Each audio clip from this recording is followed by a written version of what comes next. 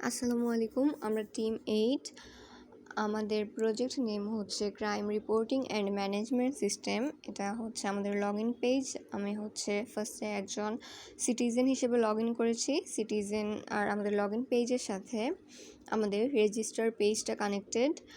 এখানে হচ্ছে যে কেউ ইনফরমেশান দিয়ে যে কোনো সিটিজেন ইনফরমেশান দিয়ে রেজিস্টার করতে পারবে আর কি। সো আমি একজন র্যান্ডম সিটিজেন হিসেবে রেজিস্টার করছি।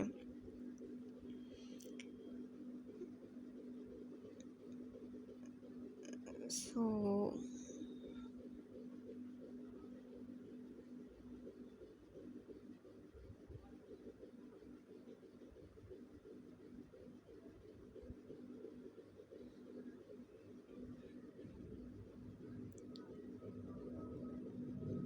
দেন আমাদের রেজিস্টার করার পরে ওটা রিডাইরেক্ট করে লগ ইন পেজে, যেটা থেকে আমাদের লগ ইন হয়েছে। এখানে আমি যে ইউজার মিম নামে রেজিস্টার করেছি, এখানে আমাদের ডেটাবেজে সেই মিমটা অ্যাড হয়ে গিয়েছে।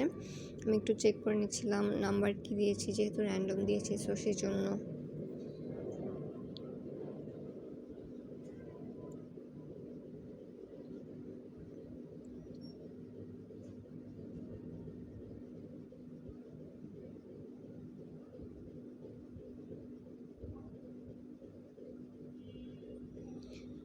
আচ্ছা, এটা হচ্ছে অফিসার ড্যাশবোর্ড। এখানে হচ্ছে অফিসাররা হচ্ছে সকল ধরনের যা যা ক্রাইম রিপোর্ট অ্যাড করা হয়েছে সবগুলি ক্রাইম রিপোর্ট দেখতে পারবে।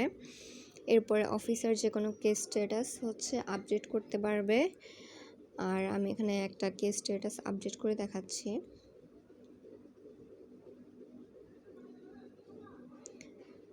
দেন ড্যাশবোর্ডে ব্যাক করতেছি। দেন হচ্ছে আমি যেই কেস স্ট্যাটাসটা আপডেট করেছি মিমের, সেটা হচ্ছে আপডেট হয়ে গিয়েছে। এখানে আমি অল কেস স্ট্যাটাস যেখানে ছিল সেখানে গিয়েছি। এরপর আমি অফিসার ড্যাশবোর্ড থেকে লগ আউট করে দিচ্ছি। এখন আমি একজন অ্যাডমিন হিসেবে লগ ইন করবো। আমি একটু ডেটাবেসে দেখে নিচ্ছিলাম অ্যাডমিনের ইনফরমেশানটা, যেহেতু আমার মুখস্থ ছিল না।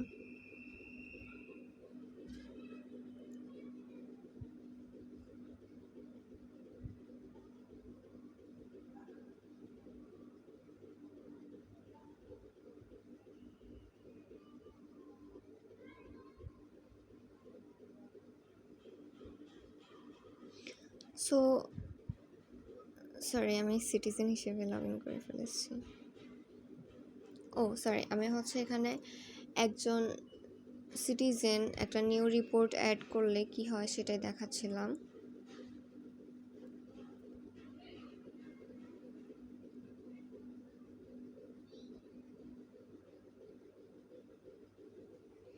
আর আমাদের এখানে নিচে এভিডেন্স আপলোডের একটা অপশন আছে, সেটা হচ্ছে আপনি করলেও পারেন না করলেও পারেন। এই এভিডেন্স আপলোডে আমি যে কোনো ধরনের ইমেজ, ভিডিওস এগুলি অথবা ডকুমেন্ট এগুলি আপলোড করতে পারবো। সো আমি এখানে ইউআইউ শাটলে একটা হচ্ছে রবারি হয়েছে এই টাইপের একটা ক্রাইম অ্যাড করেছি। আর এখানে আমি চুজ ফাইল করতে পারবো যে কোনো, এটা আমি একটু দেখাচ্ছি। জাস্ট একটা র্যান্ডম ফাইল চুজ করে নিয়েছি। এরপর হচ্ছে আমি রিপোর্টটা সাবমিট করে দিয়েছি। আর আমার এখানে নোটিফিকেশান দেখাচ্ছে আমার রিপোর্ট সাবমিট হয়ে গিয়েছে। সো আমি ড্যাশবোর্ডে ব্যাক করছি। আর আমি যে রিপোর্ট অ্যাড করছি সেটা যে অ্যাড হয়েছে এটা আমি দেখাচ্ছি। এখানে আমার রিপোর্টটা অ্যাড হয়েছে। সো লগ আউট করে নিচ্ছি। আর এটা হচ্ছে আমাদের ডেটাবেস। আমি এখন একজন অ্যাডমিন হিসেবে লগ ইন করবো।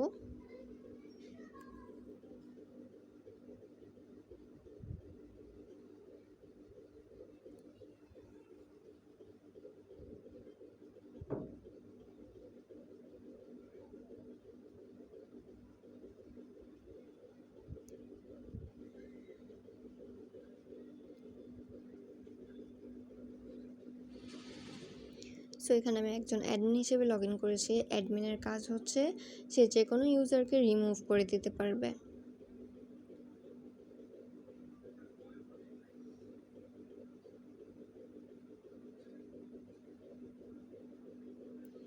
এরপরে হচ্ছে ওই যে ইউজার রিমুভ করেছি, এরপর ড্যাশবোর্ডে ব্যাক করবো আর লগ আউট করবো।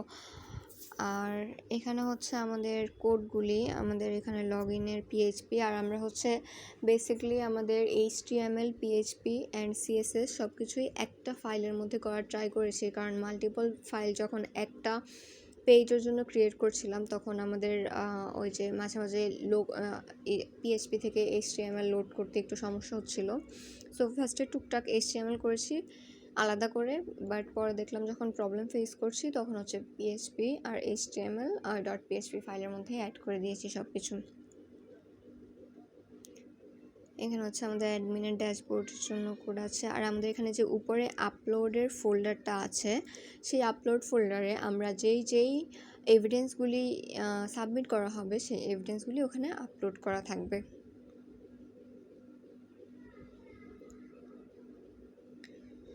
আর আমাদের আরও এক্সট্রা কিছু ফিচার করার প্ল্যান ছিল, বাট আমরা সময় স্বল্পতার কারণে করতে পারিনি। আমরা খুবই মিনিমালভাবে প্রজেক্টটা কমপ্লিট করেছি।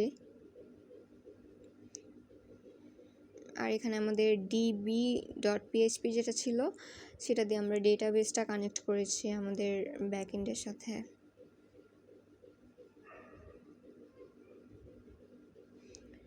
সো আমাদের এখানে register.php আমাদের রেজিস্টার পেজের জন্য, আর হচ্ছে রিপোর্ট করার জন্য যে HTML ফাইলটা ক্রিয়েট করেছি এগুলি যদিও পরে আমরা মার্জ করে দিয়েছি, এখানে কয়েকটা ফাইল রয়ে গিয়েছিল আর কি HTML আমরা পরে সবগুলি মার্জ করে দিয়েছি। PHP এর মধ্যে HTML আর CSS দুইটাই মার্জ করে দিয়েছি, আলাদা ফাইল আর ক্রিয়েট করিনি।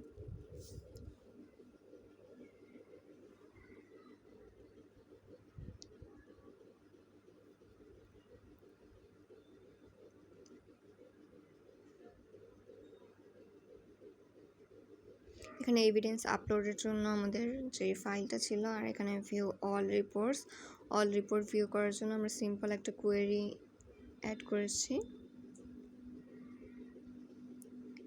আর ভিউ কে স্ট্যাটাস এটার জন্য আমরা সিম্পল কিছু কোয়েরি অ্যাড করেছি।